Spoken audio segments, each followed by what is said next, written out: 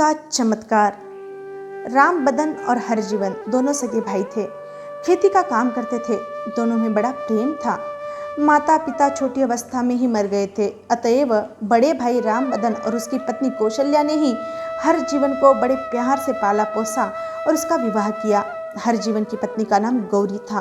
वह कुछ ईर्ष्यालु तथा कड़े मिजाज की थी। वह अपनी जेठानी तथा उसके दोनों बच्चे रामू और पमिया के साथ रूखा व्यवहार करती। जेठानी कौशल्या बड़े विशाल हृदय की महिला थी। वह उसके रूखे व्यवहार को देखकर हंस देती और सदा सच्चे स्नेह का ही बर्ताव करती। उसके दोषों को छिपाती। पति या देवर के सामने उसकी कभी निंदा नहीं करती, बल्कि उसके गुणों की प्रशंसा करती। पत्नी के व्यवहार से हरजीवन को दुख तो बहुत होता, पर वह कलह या पत्नी की नाराजगी के भय से कुछ बोलता नहीं, किंतु वह उसकी कभी शिकायत भी नहीं सुनता। इससे वह और भी कुढ़ती। उसका दुर्व्यवहार बढ़ता गया, पर जेठानी कौशल्या पर और उसके कारण ही राम बदन पर वह कुछ भी प्रभाव नहीं डाल सकी। वे गौरी को मानस रोग से ग्रस्त समझकर उसकी भूलों पर कभी ध्यान नहीं देते और सदा उस पर कृपा तथा प्रीति ही करते थे। एक दिन गौरी झुंझलाई हुई सी रसोई बना रही थी। कौशल्या का लड़का रामू भूखा था। निर्दोष बच्चे के मन में कोई भेदभाव नहीं था। वह जैसा माँ को समझता था वैसा ही चाची को।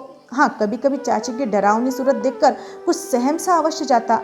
वह चाची के पास रसोई में आया और कुछ खाने को मांगने लगा।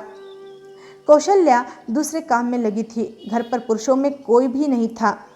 गौरी ने बच्चे को दुत्कार दिया और कहा, चला जा सीधा सा यहाँ से, तेरी माँ आए तब खाने को मांगना। मेरे से चीं चपड़ की तो जलती लकड़ी से पीटूंगी। एक बार बच्चा कुछ डरा तो सही, पर 4 साल का भोला था और भूख लगी थी। वह समझता ही नहीं चाची क्या कह रही है। उसने फिर जरा जोर से चिल्लाकर रोटी मांगी।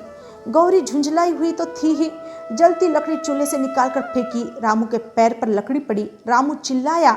आवाज सुनकर कौशल्या दौड़ी आई। देखा तो रामू के पैर में कुछ चोट लगी है और कुछ जल भी गया है।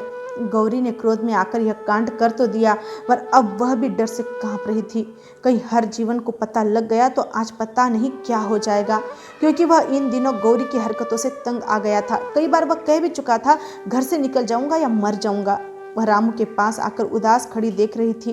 जेठानी कौशल्या क्या कहती वह करती है, परंतु कौशल्या ने जब उसे डरी हुई देखा तो कहा, बहन डर मत, यह भूल हो ही जाया करती है। लड़का कहीं दौड़ता हुआ भी गिर जाता तो चोट लगती या नहीं, यहाँ भी वैसे ही लग गई है। फिर लड़के से कहा, बेटा रो मत, जा चाची तुझे लड्डू देगी और मैं तेरा पैर धोकर अभी पट्टी बांध देती हूँ, ठीक हो जाएगा। रामू ने लड्डू के नाम से रोना बंद कर दिया। उधर कौशल्या ने आलू पीसकर जले पर बांध दिए, ऊपर से पट्टी लगा दी। यह सब देखकर गौरी का तो हृदय ही बदल गया। उसने सोचा, मैंने आज तक दुर्व्यवहार करने में कोई कमी नहीं रखी, पर सहन करने में कौशल्या मुझसे बहुत आगे बढ़ गई। आज तो मेरे दुर्व्यवहार की सीमा ही नहीं रही। इतने पर भी कौशल्या का यह सद्व्यवहार, यह शांति और मेरे प्रति यह स्नेह, उसका हृदय द्रवित हो गया।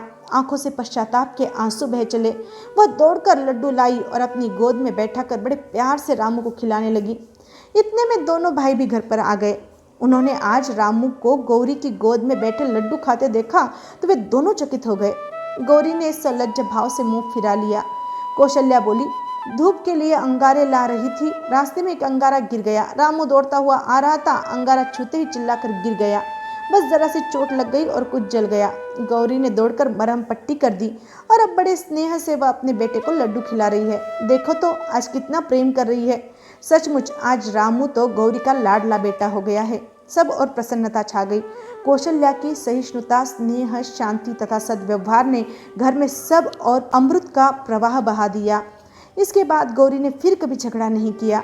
यह है क्रोध पर शांति की विजय। शांति से जहर भी अमृत बन गया। जय आनंद।